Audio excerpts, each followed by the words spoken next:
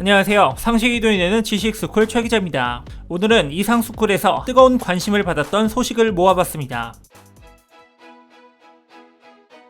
대한민국에서 파견된 남수단 재건지원단, 세상을 이끄는 환한 큰 빛이라는 뜻인 한빛부대는 남수단 국민들에게 있어 희망과 용기를 주는 밝은 빛이 되어주고 있습니다. 한빛부대는 2011년 7월 9일에 종교, 인종, 문화 갈등의 내전으로 독립된 남수단의 평화 및 안보 공고화를 행하고 있는데요. 현재 남수단은 팬데믹 사태로 인해 국경을 차단하고 있지만 아시아 국가 최초로 한빛부대는 유일하게 입국 허가를 받아 화제가 되고 있습니다. 20여 년간의 내전을 딛고 수단에서 북미 독립한 남수단의 종글레이주 보르시, 이곳의 한빛부대가 정부의 조기 안정과 재건 지원을 목적으로 위치한 유엔 남수단 임무단 보르기지에서 임무를 진행하고 있는데요. 재건 지원 임무에서부터 다양한 형태의 인도적 지원 활동까지 한빛부대는 한국을 대표해 남수단의 이모저모를 담당하고 있습니다. 지난 2013년 성공적인 임무 수행으로 유엔 메달을 수여받은 한빛부대는 태양광 가로등을 설치해 남수단 대한민국 우정의 거리를 조성했습니다.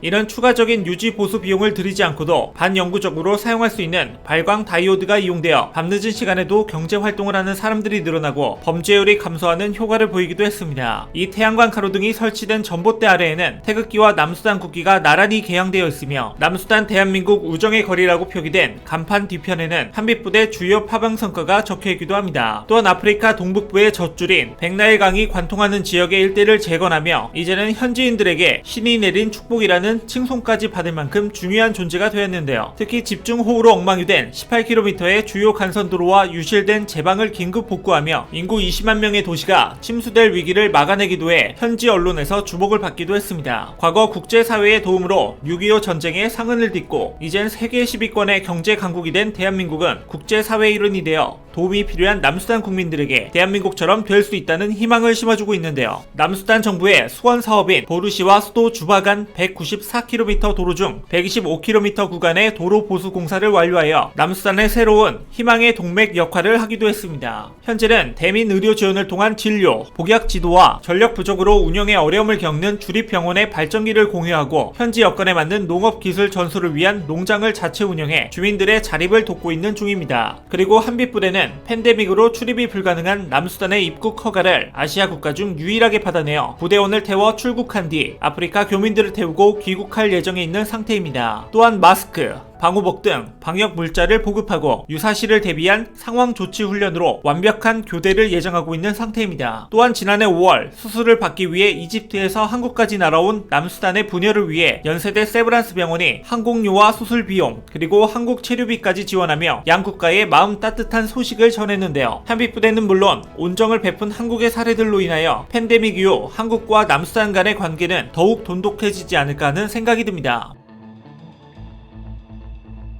최근에 코로나 사태로 일본 내에서 한국에 대한 관심도가 매우 높은 지금 트위터에 공개된 사진 하나로 일본 내에 소동이 일어났습니다. 그 이유는 바로 독도 때문인데요. 애플 아이폰의 음성인식 기능인 시리에 독도는 어느 나라 것이냐고 묻자 대한민국이라고 답한 것 때문이라고 합니다. 이에 일본 누리꾼들은 이를 불량품이라고 말하며 불량품 판매는 법적으로 금지해야 한다며 법을 개정해야 한다고 발끈하는 모습을 보였습니다. 울릉도 동남쪽 백길 따라 200리 외로운 섬 하나 새들의 고향. 한국 사람들이라면 매우 익숙한 노래 독도는 우리 땅. 그만큼 아주 오랜 세월 동안 일본과 한국은 독도를 가지고 여러가지 분쟁을 해왔었는데요. 그렇기에 일본 내에서는 독도가 한국 땅이라는 시리의 반응에 유독 열등감을 보이고 있는 상황이기도 합니다. 아이폰의 시리가 독도는 한국 땅이라고 답변한 이후 참의원의 자민당 부관 사장을 맡고 있는 야마다 히로시 의원이 일본 정부가 애플사에 항의했으면 좋겠다, 어처구니가 없다, 대응하겠다는 반응까지 보여 단순한 해프닝 정도로 생각하지 않는다는 것을 보여주었는데요. 일본 내에서는 일본어를 이해하는 어떤 사람이 조직적으로 한국 영토라고 가르친 것이다라는 주장까지 나오고 있으며 일본이 독도 영토에 대해 더 큰 목소리를 내야 한다는 의견까지 나오고 있는 상황입니다. 일본이 이렇게 독도를 자기 땅으로 우기는 데에는 그만한 이유가 있는데요. 바로 일본 중학교과서의 82%에서 한국의 독도를 불법 점거하고 있다며 명기하고 있기 때문입니다. 17종의 교과서 중 14종의 교과서에 이러한 내용들이 나와 있으며 정부의 통일된 견해를 기술하도록 교과서 정부에서 검정 기준을 개정해 독도는 일본 고유영토라는 내용을 담기도 했습니다. 하지만 일본의 이런 의견을 믿는 것은 일본 사람들밖에 없다는 것이 큰 문제인데요. 일본 정부가 독도를 일본 영토로 인정한 조약이라고 주장했던 샌프란시스코 평화조약에 있어 일본의 포기할 섬으로 제주도, 거문도, 울릉도만 언급한 것은 너무 작은 무인도였기 때문에 간결한 조약문에 넣을 필요가 없었고 이 세 곳을 제외한 한반도 주변 섬 4,000곳을 영유한다는 뜻이 아니었기 때문입니다. 또한 조약이 발효되기 전날까지 연합국 최고사령관이 일본 정부에 내린 지령을 확인해보면 메가더 장군이 독도를 제주도, 울릉도와 함께 일본 영토에서 제외한 문항이 나와있기 때문에 일본이 주장하는 의견은 앞뒤가 맞지 않는다는 결론이 나오게 됩니다. 저자와 일부 학계에서는 이 지령이 독도는 일본 영토가 아니라고 규정한 것이라는 분석까지 내놓았는데요. 이에 다른 나라에서도 독도는 한국 땅이라는 인식이 퍼지고 있음이 증명된 사건이 발생했습니다. 작년 7월 러시아 측이 독도 영공을 침범했을 때 한국 정부에 깊은 유감을 표명한다는 의견을 전달하고 일본 측이 러시아에게 독도 영공을 침범했다고 이의 제기를 했을 때 일본 측에는 아무런 입장 표명을 하지 않았습니다. 현재 한국은 일본 교과서의 독도 왜곡 내용에 대응하기 위해 학술 회의를 열고 있는데요. 이미 여러 국가들이 한국 영토라는 이유를 알고 있고 또한 일본에 혐한이 생긴 원인으로 너무나 당황스럽게 다가온 열등감, 잘나가는 대한민국에 대한 시기, 변화를 가로막는 우리끼리의 오래된 정서, 이렇게 세 가지를 꼽고 있습니다. 한때 세계 2위의 경제 대국이 과거 식민지였던 한국에 밀리는 모습을 인정할 수 없어 억지만 부리는 게 아닌가 싶은데요. 최근 이태원 클럽에서 일어난 감염 사태에 대한 방역 모델이 세계적으로 알려진 지금 독도 문제를 공식화해서 세계에 알린다면 일본은 꼼짝없이 인정할 수밖에 없지 않을까 싶습니다.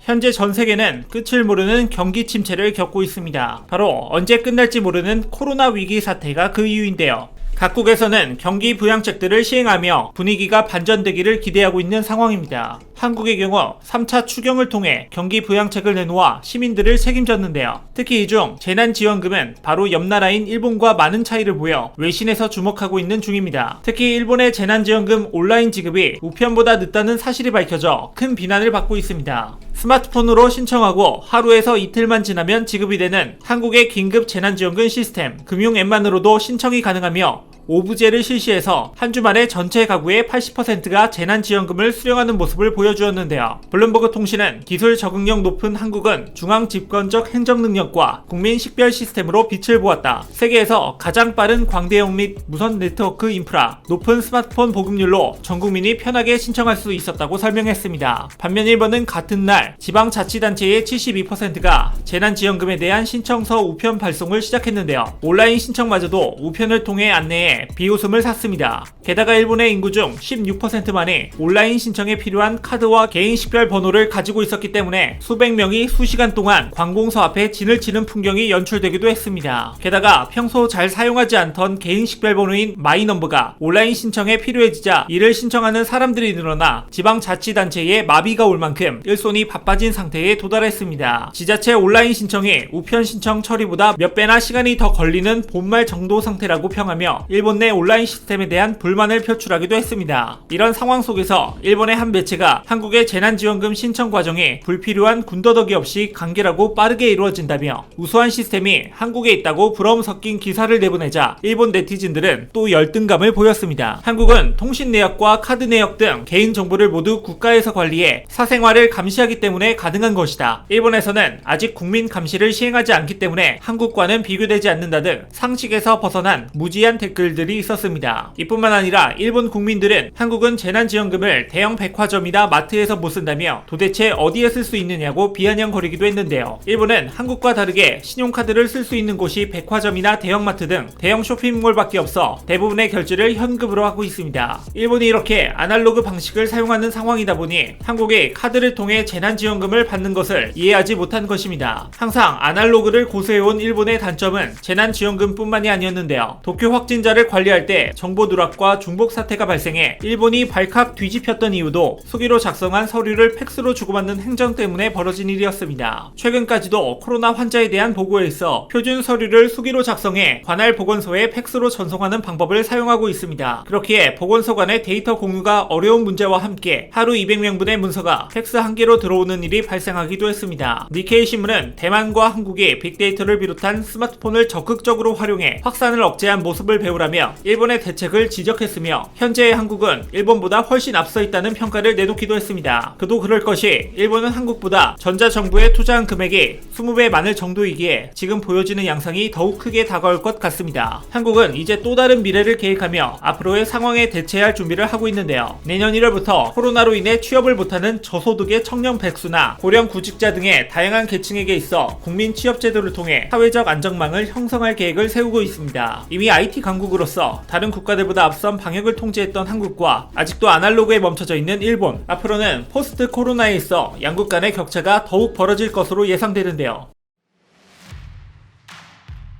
드디어 한국이 일본에게 최후 통첩을 날렸습니다. 이번 달 말까지 수출 규제 철회에 대한 답변을 달라는 의견을 전달한 것인데요. 특히 이 대화에 있어 이번 달 말까지 답변을 달라고 전했지만 아직 일본은 묵묵부답을 이어가고 있는 상태입니다. 하지만 일본 국민들과 여러 언론들은 아베 정권이 한국에 대한 수출 규제를 빠른 시일 내에 조치해야 한다고 말하고 있는데요. 이런 상황 속 아베의 지지율은 33%로 추락해 아베로서는 안과 밖에서 동시에 조이는 진퇴양난의 형국입니다. 코로나 사태 이후 아베 신조 일본 내각의 지지율이 33%까지 급락했습니다. 이는 감염증 대처에 대한 낮은 평가와 검찰청법 개정, 그리고 한국의 최후 통첩에 대한 미지근한 일본 정권의 반응 때문이기도 한데요. 한국이 이번 달 말까지 못을 받고서 수출 규제 철회를 이야기하자 일본 내무는 혼란에 빠질 수밖에 없었습니다. 일본이 비장의 카드로 내놓았던 수출 규제, 하지만 되려 한국은 맹렬한 속도로 탈일본화를 실시했고 액체 불화수소 공장 신설, 증설로 국내 생산 능력을 2배 이상 키웠습니다. 일본은 수출 규제가 한국의 독이 될 것이라고 예상했지만 오히려 한국이 탈일본에 성공할 수 있는 지름길을 열어준 꼴이 되었는데요. 이미 일본에 대한 자체 의존도를 크게 줄여버린 한국은 코로나 사태가 찾아오며 일본과 달리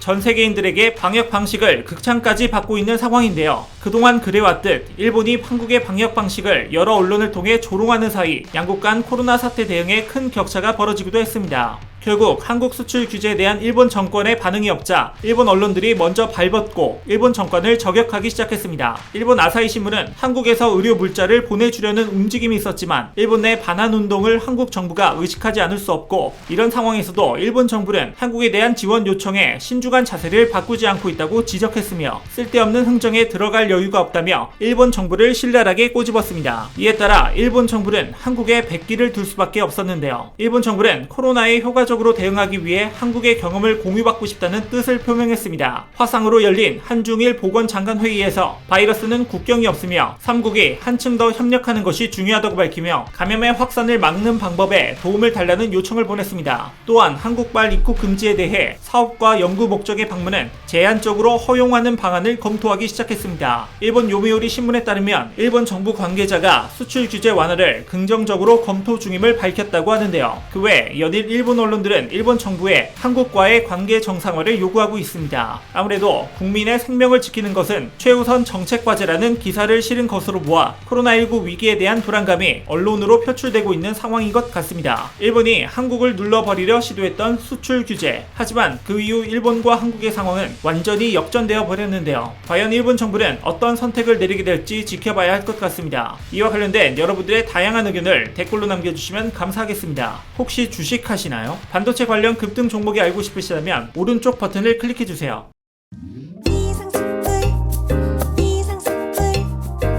주식을 모르면 이상스쿨. 주식 모르니? 이상스쿨.